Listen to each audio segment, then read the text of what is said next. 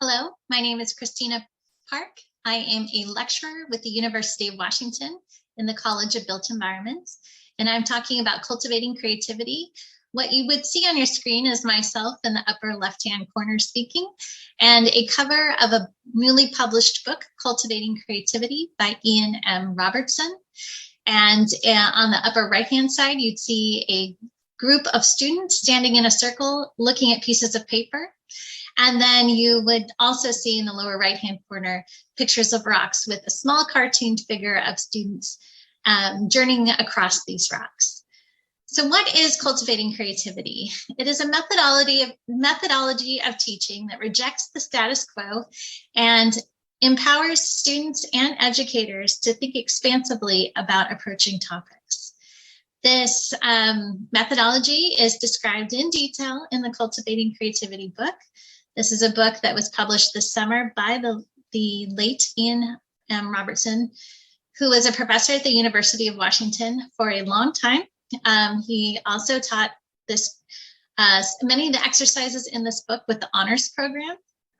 And in this presentation, I will talk a little bit about some of the methodologies that are outlined in this book and certainly available in much more detail if you would like to check out more.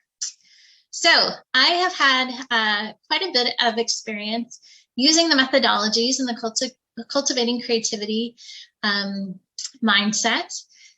And one of the exercises I would love to describe from this book is an exercise that was used to kind of shake up a classroom, help students that seem to be stuck on completely different concepts to really awaken their creative brains. In this particular exercise, the students were given a piece of blank 8.5 by 11 paper and asked to make that paper as large as possible. As you can imagine, we were often met with blank stares and some confusion because that's really the only guidance the students were given. And then they had to think very creatively to think, okay, how am I going to do that? And students approach this with all sorts of different ways, from drawing a tiny dot in the corner of the piece of paper to make the dot seem small and the paper large, to tearing the paper up to have it physically cover a lot of space. And then at the end of this particular exercise, students were then asked to reflect and say, okay, what did I learn? What made me uncomfortable? What was I proud of myself for doing? What did my peers do? If this exercise is carried out in small groups, sometimes students have to work together to figure out these ideas.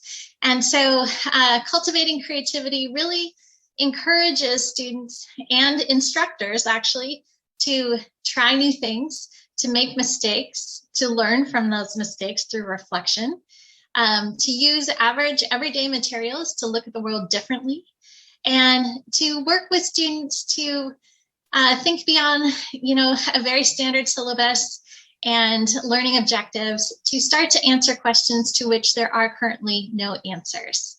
I very much look forward to talking to you about this approach and Cultivating Creativity, the book, if you like, and have a great day. Thank you.